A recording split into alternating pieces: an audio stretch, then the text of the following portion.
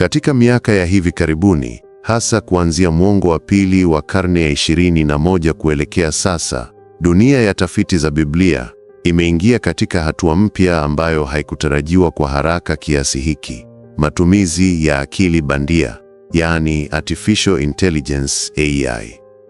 Kwa muda mrefu, uchunguzi wa maandiko ya kale kama Biblia ulitegemea macho ya wataalamu, uzoefu wao wa lugha za kale na mbinu za jadi kama kulinganisha mwandiko au kutumia vipimo vya kaboni kubaini umri wa maandiko.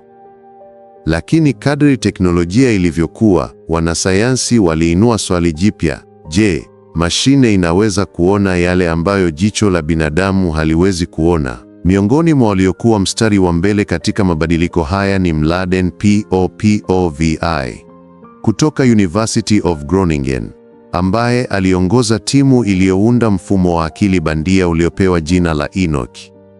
Jina hili halikuchaguliwa bila sababu. Linatokana na mhusika wa Biblia, Enoch, anayehusishwa na hekima na ufunuo. Lengo kuu la mfumo huu lilikuwa kusaidia kufungua mafumbo ya maandiko ya kale, hasa yale yanayojulikana kama Dead Sea Scrolls, ambayo yamekuwa yakichunguzwa kwa zaidi ya nusu karne. Katika mahojiano ya kisayansi, Popovi alinukuliwa akisema, "Tumefungua mlango mpya wa kuingia katika ulimwengu wa kale. Ni kama kuwa na mashine ya kusafiri katika muda." Kauli hii inaonyesha uzito wa mabadiliko haya, kwani kwa mara ya kwanza, kompyuta zinaweza kuchambua maelfu ya herufi kwa kiwango cha pikseli, zikitazama mambo kama mwinuko wa kalamu, umbali wa maneno, na muundo wa herufi kwa usahihi ambao haujawahi kufikiwa na binadamu. Kwa lugha rahisi, AI Enoch inaweza kufundishwa kwa kutumia maandiko yenye tarehe zinazojulikana, kisha ikaweza kukadiria tarehe za maandiko mengine ambayo hayana tarehe kwa usahihi mkubwa sana. Sababu kubwa iliyosukuma kuanzishwa kwa teknolojia hii ilikuwa ni changamoto ya kutokuwa na uhakika wa tarehe na waandishi wa maandiko mengi ya Biblia ya kale.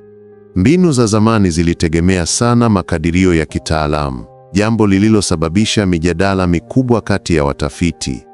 Kupitia AI, watafiti walitaka kupata njia ya kupunguza ubashiri na kuongeza ushahidi wa kisayansi. Kama ilivyoelezwa na timu ya utafiti, mchanganyiko wa uchambuzi wa kaboni na akili bandia unafungua upeo mpya wa kutambua umri wa maandiko ya kale.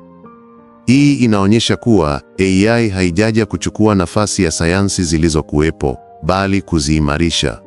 Hata hivyo, mjadala mkubwa umeibuka miongoni mwa wanatheolojia na waumini wa Kikristo. Baadhi yao wanaona maendeleo haya kama baraka inayosaidia kuthibitisha uaminifu wa maandiko. Mtaalamu wa Agano Jipya N.T. Wright anasisitiza kuwa tafiti za kihistoria zinaweza kuangaza ulimwengu wa Biblia, lakini imani ni zaidi ya takwimu. Kwa upande mwingine, John Lennox anaonya, akili bandia ni chombo chenye nguvu, lakini haiwezi kuchukua nafasi ya uelewa wa maana na ufunuo wa Mungu. Hivyo, mjadala unaendelea kati ya sayansi na imani bila moja kuondoa nyingine. Kwa waumini wengi, maendeleo haya yanaonekana pia kuendana na maandiko yenyewe. Katika Biblia takatifu kuna maneno yanayosema, majani yakauka, maua yakanyauka, bali neno la Mungu wetu litasimama milele, yakionyesha uimara wa maandiko licha ya kupita kwa vizazi. Pia kuna unabii unaopatikana katika kitabu cha Danieli unaosema kwamba katika siku za mwisho, wengi watapita huku na huku, na maarifa yataongezeka. Wengine wanaona ongezeko hili la maarifa, ikiwemo teknolojia kama AI, kuwa linaendana na maono hayo ya kale.